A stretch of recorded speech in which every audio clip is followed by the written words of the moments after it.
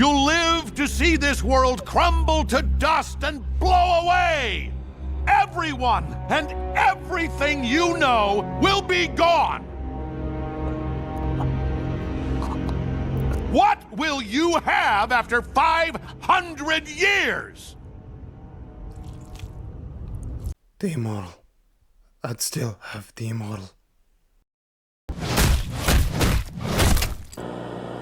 Ladies and gentlemen, boys and girls, gather around. I come to you today to spread a message, a sermon regarding a character I hate with every bone in my body. Thinking about him just fills me up with rage. This character, good people of the internet, is from the show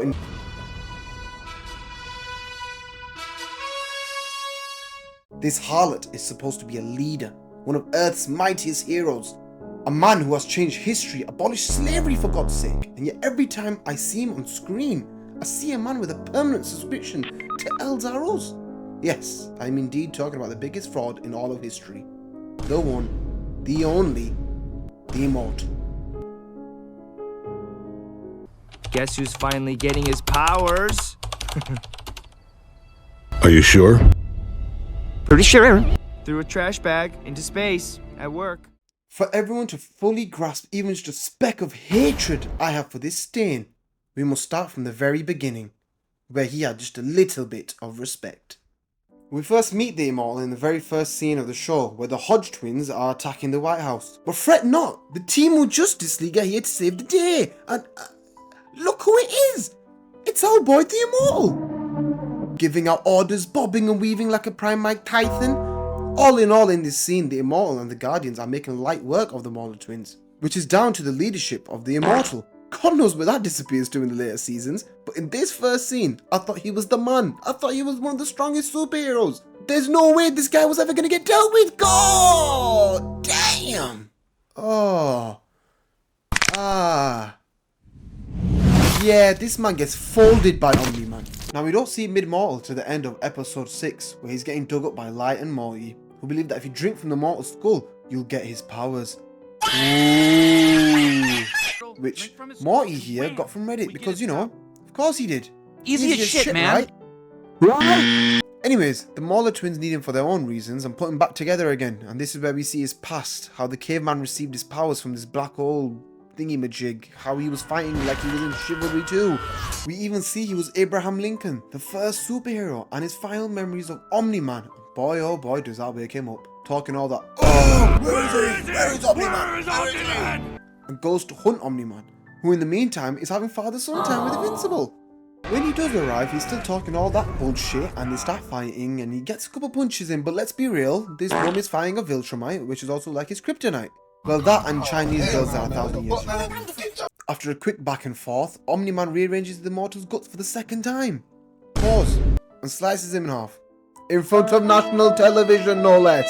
This man can't stop taking L's. What is he now, 0-2 against Omni-Man? Brother, stop fighting him. Know when you're fighting a losing battle. But truth be told, I don't really have an issue with him in the first season, as he's only in a couple of episodes and he gets dealt with by Omni-Man, who's significantly stronger than him and all the other superheroes on there. However, in season 2, this man gets worse. A lot worse. Mark, look, I made a mistake. A mistake?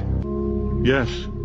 We next see the Immortal in an alternate reality fighting an evil Mark, and actually holding his own, throwing combinations and actually winning the fight. However, just like our bum, he finds a way to bottle it, when his daddy shows up and delivers a Mortal Kombat fatality to him.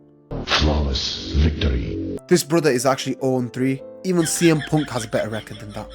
Our Immortal then returns to his old job, thanks to Cecil, and once again becomes the leader of the all-new Guardians, which includes our glorious King Rexplode! I love Rexplode, man. You know, my top 5 characters do include Invincible and Rexplode, and I know how much both of them have gone through, especially our boy Mark, with the whole father-son bonding session they had, and even after all that fighting and getting his teeth kicked in, this shows up in the middle of the night after Mark's had another traumatic experience with Angstrom and the Mauler twins, saying, Cecil thinks you're on our side. I'm not so sure. I'll be watching you.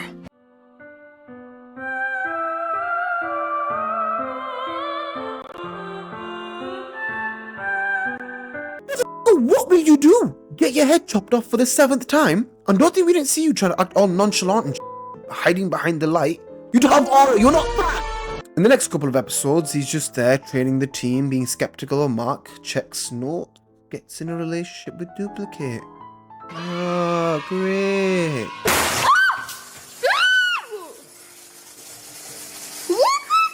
The next time Mr. Watching You shows up is when the Sequids invade Earth, with a team of himself, Bulletproof, Black Samson, Monster Girl, Shapesmith, Atom Eve and Invincible. They embark on their journey to stop the Sequid invasion of Earth. And due to Bulletproof's tendencies to smash anything he sees, the Sequids surround the Guardians, forcing Shapesmith to become Reed Richards and create a dome with his own body. This is mainly to give Robot enough time to create a device that would weaken the Sequids, allowing the team to remove Russ. However, when Robot finishes building the device, this Cluck tries to take the device, so that he could call himself the hero. However, our boy Mark swipes this fool, and at first he's about to protest, speaking like a tough father who just came back from a long day of drinking. How dare you! But after realising that he's 0-3 against Viltrumites and he's not in a rush to take another whooping, he lets Mark take the device and be the hero he needs to be.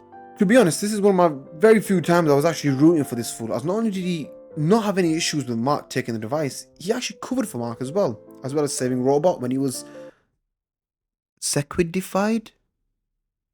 Yeah, that'll do. So, good job, Immortal. Good job. Credit where credit is due. That's character growth, even though it lasts for about 5 minutes. So, after this mission, he comes back and finds out Duplicates died during the Lizzie Lee's assault on the military base. Which would be sad if it wasn't for my disdain for the Duplicate. So... Tough break, nigga. It's always frugal. To be honest, the funeral was upsetting. A touching tribute that could only come from a man that is 1,000 years old. And even himself shed a few tears, talking about how he's had wives before. But this one feels different. You know, that Chinutsi must have hit different, boys, especially when they can duplicate. I'm alright. After this, the Immortal is a bit upset, which is understandable, and Cecil tries to give him some time off, which he takes well. I'm fine. Then Cecil gets a call telling him about someone coming in from outer space, which this idiot thinks is Omni-Man. And he goes, what kind of masochist is this man? Have you not had enough? Was him cutting you in half not enough? Was him killing your friends in front of you not enough? Luckily for the Immortal's jugular, it wasn't Omni-Man but Alan the Alien, who he starts fighting with. This guy, man, you know, what you can't falter is his determination to catch a fade. He's like Aaron the Plumber. I ain't backing down from beat my ass 10 times. I'ma get back up. Unfortunately, thanks to Invincible, the Immortal's desire to throw hands and lose had to be postponed for another day. And after Mark explained who Alan is and that he's a good guy, the Immortal, understanding his mistake, returns to Earth, defeated. Moving like the animators are moving a JPEG. Up your game, guys. After this, the bum starts to think about his actions. How stupid he's been, how he nearly messed up the mission for the Sequids, how he nearly killed Mark's one-eyed friend, how he states that the girl he met 2 weeks ago has broken him, finished him off, and decides to go home, where he finds but the bitch is still alive! So apparently, the lying just keeps a copy around, meaning that she can't die. Which begs the question, why didn't you tell him? The man became feral because you couldn't get any duplicate. And because she butters him up and sweet talks him, he forgives her. After everything you've just gone through, after going to war with grief, only to find out your girlfriend is running a buy one get one free body shop. Come on, man!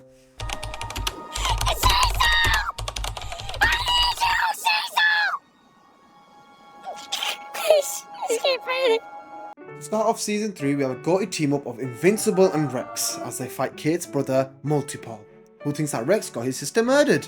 And after Multipole nearly kills Rex, Duplicate reveals herself to them, revealing that she didn't even tell her own brother. The audacity of this bitch. But this is not a Kate video. That's for another time.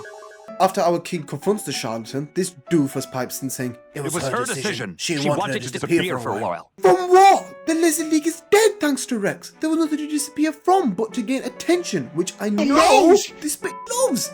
Also, I love Rex's reaction to this. You knew? Ah, fuck you, Immortal. And you psycho. We also find out later that they are now engaged. Yay! He forged the ring himself using metal. Shut up! Afterwards, Doc Seismic captures all the heroes in America. Yeah, that did happen. The heroes escape thanks to the new Darkwing and that weird guy who created those dead robots from season 1. Can't remember his name, but you know, the one with the slicked back hair and spoke like this. Yeah, that dude. Invincible obviously, rightfully, respectfully crashes out. As how are these people not in jail? Anyways, this leads to a fight between Mark and the GDA that spills over to the Guardians' headquarters, where with the help of every other Guardian except for Dumb and Dumber, Invincible overcomes the dead robots and tells Cecil that he doesn't want to work with them anymore. Come. This leads to the Guardians having a full-on mutiny? Yeah, sounds smart. Where they decide if they want to stay on the team, and guys, let me tell you, this is probably the most pissed off I've ever been at the Invincible show. Not even the comic managed to do that to me. This hypocrite, this bozo, this says, Cecil's always gone soft on him, just like his father. Bruh. His father nearly killed him, you It's so dick! good. I've never seen such a character who just straight up lies like that. Like, you could tell there's some hidden jealousy there because Mark can do the things that this can do, but 1,000 times better. Someone needs to check this brother for dementia or something because his brain clearly isn't braining. But do you want to know the real joke? The real gut twister? This isn't even the stupidest line in the scene. Because wordsmith Kate here says, I went through just as much as you and Rex. More even. What?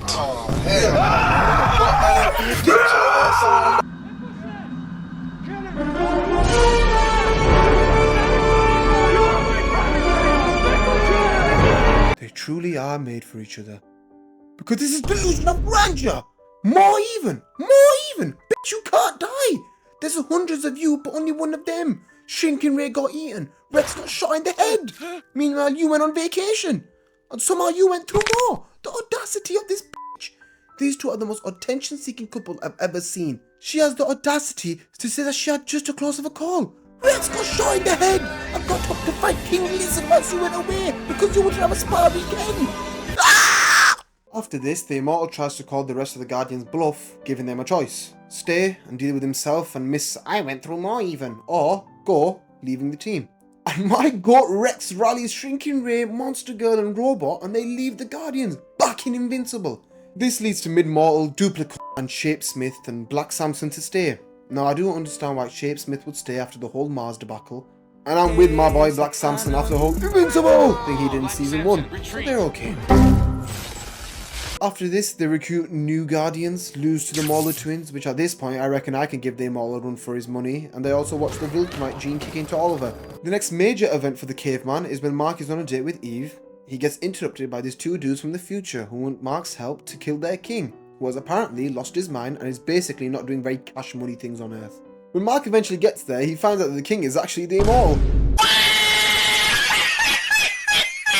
We basically find out that the future Mark leaves him in charge of Earth. However, due to his long life and the things that he has gone through, he's basically wanting death. Oh my god! Oh jeez, oh my god! But no one but a Viltrumite can give him that, leading to him committing atrocities so that Mark can return and kill him. And after spoiling the entire show, Mark and Immortal have a little scuffle and leads to probably my second favourite scene out of the whole show. Truth be told, I actually felt sorry for the man here, to see how time can affect people, the weight of unwanted responsibility, the amount of loss this man has to endure, the loneliness, the pain, the sorrow, the suffering. But then I remember, he's engaged to Kate, so I guess. Tough break, nigga. It's always frugal. And that's pretty much it. We don't see him again till the Invincible War, but yeah, I don't think we need to go through that. But in all seriousness, the Immortal's ability to always get back up regardless of the situation is really inspiring. The man has been sliced, stomped, folded, has died God knows how many times, yet if it means that the Earth and the people of Earth are safe, he will rise up and lock horns with notorious Viltrumites once again. We also know that he's really old, which means he's met, loved, watched all sorts of people die during his entire life, which I can't imagine what it can do to a man mentally. So to end this rant on a positive note, I can't fault him for messing up from time to time. Everything else? Yeah, I can.